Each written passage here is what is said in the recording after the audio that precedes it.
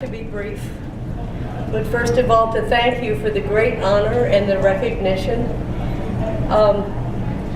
As I said, a garden variety nurse, nothing but bedside nursing, but that's what I love, that's what I went into nursing for. Every time I was asked to go into management, I was not good at it, and I missed the bedside nursing and went right back to it. I started in 1957. One of the things I wanted to share with you was what nursing was like in 1957. I don't see enough wrinkles in this room to know that many of you know what that was like. It was a pretty horrendous experience. Patients were not segregated according to their diagnosis. They were segregated according to their race. Racial minorities were housed in an uninsulated attic of a hospital where we had clinical practice. Nothing was disposable then. And the student nurse's lot was to clean everything. But the needles we used to give injections were the great big bore things with the burrs on them that we had to file off and then autoclave, which made them dull. And when you gave an injection, it was the old slap and dart method, like you would inject a horse, slap and stab. When I see adults who are needle phobic, I'm sure it's from that era. Some diseases were a death sentence. Cancer, a lot of heart disease, leukemia. There wasn't much treatment to go through. And the values were a little different. We wore uniforms that were so starched they stood up by themselves. We had whole classes on why professional nurses didn't have hair touch the color of their uniform, or, I mean, silly stuff. I didn't finish that program, and I'm glad. I dropped out to marry a football hero, which was not allowed on the scholarship program. And it was nearly a decade before I went back full-time to nursing. And I had to take everything all over again, and thank God I did. Everything had changed. Even the structure of the atom was different. Treatments were different. People had a chance to survive cancer and heart disease and leukemia. Although they were still not segregated according to their diagnosis, they were lumped all in one unit a lot of the time. That took some doing. I worked at various hospitals. I worked in adolescent psychiatry for 5 years and really enjoyed that, but began to look at real nurses and wonder what they did all day. And went back to St. John's to renew my medical skills. Stayed on a covered medical floor for 8 years and wound up precepting all the new nurses. And you think you're flexible until you catch yourself saying, but we've always done it this way.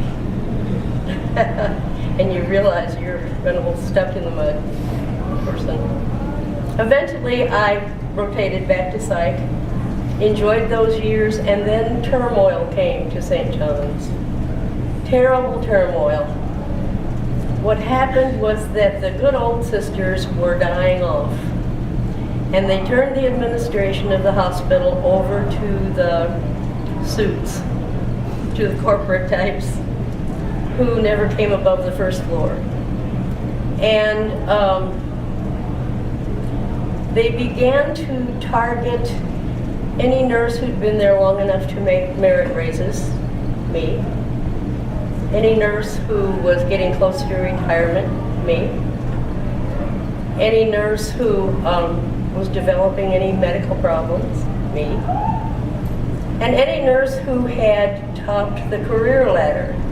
There were just 4 rungs, and in order to achieve the career ladder, you had to have additional degrees, and I went back to school again and was retreaded again, and spent my days off leading committee meetings and, you know, whatever they required.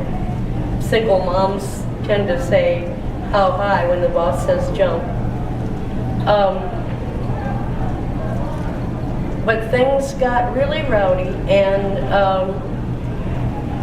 nurses met, 500 of us met. The hospital panicked and hired a union buster firm from Detroit. These were pretty rough guys. And a lot of nurses were walking around crying, they're going to find our bodies in East St. Louis. Who did we turn to? And who was there for us? Mona. I don't know if you remember the time around 96, 97, when we were picketing and it was bitter cold, and sympathizers came and picketed with us. But it was a time of much turmoil, and Mona was consistently there for us, and that's when I bonded with, I had belonged to Mona before, but that's when I really bonded, and I saw the mettle of the people of Mona, what they were made of. And then on down the line, when this mayor thing came up, when it came out in the Post-Dispatch that disclosed that our newly elected mayor in Overland had been passing herself off as an RN with a fake diploma and practicing nursing for so many years. And the law was inadequate. Nobody would enforce it because prosecuting attorneys wouldn't mess with a misdemeanor. We had to get the law enlarged to a felony with a formidable fine and imprisonment term in order to be enforced. And I worked on an investigative report for Channel 2 with